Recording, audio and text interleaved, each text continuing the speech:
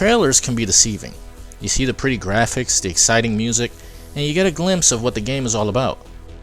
This is when you begin to form an opinion, and you'll take in all of that information they've shown you, so you can make a wise decision about where to spend your money. Sometimes a game can be hyped up for years, like Cyberpunk or Duke Nukem Forever, only for the final product to fall well short of the promises made in the trailers. For the most part, trailers aren't indicative of what the final product will actually be, or if you'd even enjoy playing it when it releases. You can have an amazing trailer and end up with a terrible game. It's been a while since a game has really entertained me, in a way that I get enveloped in the game's world and actually have a lot of fun with it. There have been okay games that are nice time wasters, but a game that really motivates me to play it because I love the gameplay and the world that the developers built is few and far between. But you just won't know until you get your hands on the game and actually play it for yourself. And with all the drama about the PlayStation CMOS battery issues and the DRM of the consoles, it makes me pause on whether or not spending money on these games is actually worth it. At this point, all we're really doing is renting games, and with the industry desperately trying to force a $70 price range on games, I'm all the more wary of buying any game that even remotely looks bad. And even if the game looks good, I hesitate because of the price point. Thankfully, sales are only a few months away, and by then the complete edition of the game should have been released. I remember buying Spider-Man on the PS4 for $20. The game's trailer was amazing, but the price point had me hesitant. I figured it was just another Spider-Man game like the ones I've played before, but with a shiny next generation coat of paint. Turns out, it was one of my favorite games of the PS4. The trailer had a lot of cutscenes and not much gameplay, so I figured the game would be heavy on the cinematics and the QuickTime events. And yeah, it was, but the combat was actually fun, like a streamlined Batman Arkham game, but with lots of gadgets you can use mid-fight.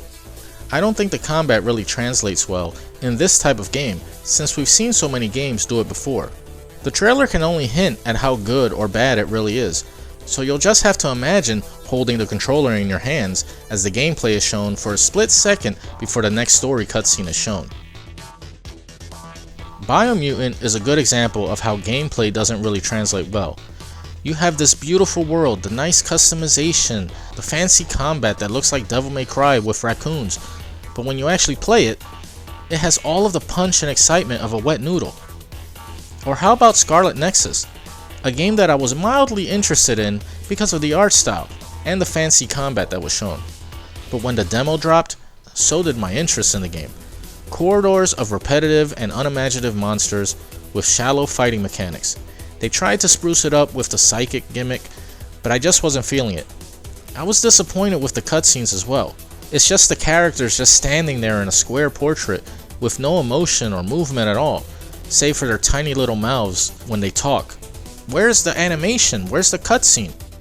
So with very little to play lately, I decided to go into my backlog and try out a game that I bought on sale years ago that had a very neat looking trailer. Tokyo 42. All the trappings were there, nice graphics, a neat art style, and a premise that looked unique. So it might be good for an indie game. But when I played it, nothing could be further from my expectations. The trailer had the character running and gunning, sneaking around the world like a giant puzzle, using different weapons. It was like an isometric Hitman game. But everything that should work is just wrong. The controls are confusing, the map layout is confusing, the camera is miles away from the action, even if you zoom in, and the story is bare bones. I just didn't care about the characters, and the gameplay didn't keep me interested. And I feel this is indicative of a lot of games lately, and the only games that are usually good are sequels of games that we know are good. Ratchet & Clank Rift Apart looks to be a great game, and we all know how the combat and gameplay is, because the series is familiar to us. The trailers just serve to show us how good it looks on the PS5. We didn't need to be sold on the game just by a trailer. And whatever we've seen of Horizon Forbidden West is debatable, since I'm playing Zero Dawn now and I'm not enjoying it. But that's my opinion. I'm sure everyone that liked Zero Dawn will probably like Forbidden West as well. You don't need a trailer to make your opinion on that game. And that brings us to E3. With only a few days to go before major game announcements and trailers are revealed, I want everyone to take a step back and realize now more than ever that no matter how pretty the graphics are, the game could be terrible. Like my granddaddy always said, never trust a big butt and a smile.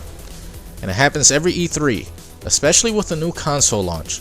Amazing graphics for games that might never release, or turn out to be just as generic as something that came out on the PS2. Game graphics and gameplay are just now getting to the point of that Killzone 2 trailer for the PS3. We probably could fly from outer space and drop into combat without any loading screens, or loss in graphics or resolution. But what does it matter if the game sucks? Thankfully, Killzone 2 was a good game, and I really wish they'd make a new Killzone instead of a new Horizon, but it is what it is. But new IPs are always a gamble, and with games costing $70 now, I hope people are going to take a step back and wait. Just wait. Don't allow these game publishers to hype you up on a game that could be trash, or worse, a broken, buggy mess at launch. Anthem, Cyberpunk, I can name a few more, but most games at E3 are hyped with lofty promises and goals, even though they are years away from releasing, and everything could change by then. I'd rather people be excited for the possibilities of what the developers are trying to do, and wait to see if they can actually deliver. Few companies actually can do that, and do it well, but most companies always make changes and cutbacks. I'm tired of hearing about these games like they're going to change the industry and for the next 3 to 5 years be hyped up by everyone from IGN to GameSpot and every other YouTube out there who conveniently forgets how these games aren't anything special until you can actually get them in your hands and play them. Now, this isn't to say that we can't call out a game by the quality of its trailer. If the trailer is a poor representation of the game, then that needs to be addressed. Critique, even at the early stages, can be a good thing, since it can let the developers and publishers know what we want out of the finished product while they're still developing it. Too much hype around the game where the developers can do no wrong led us to a Cyberpunk situation. Just because The Witcher was a phenomenal series, we shouldn't have expected Cyberpunk to be the same. Although it is surprising that they dropped the ball this hard on the game, judging by their previous work. In the end, it is fun to get hyped for a new toy in a video game, but keep your expectations at a minimum because we've all been down this E3 road time and time again. And with that being said, have fun at E3 this weekend, but try not to get overhyped by what you see. Their fancy trailers could all be smoke and mirrors for a game that plays like ass. But then again, there may also be some hidden gems that just have lousy trailers. You just never know. Anyway, until next time.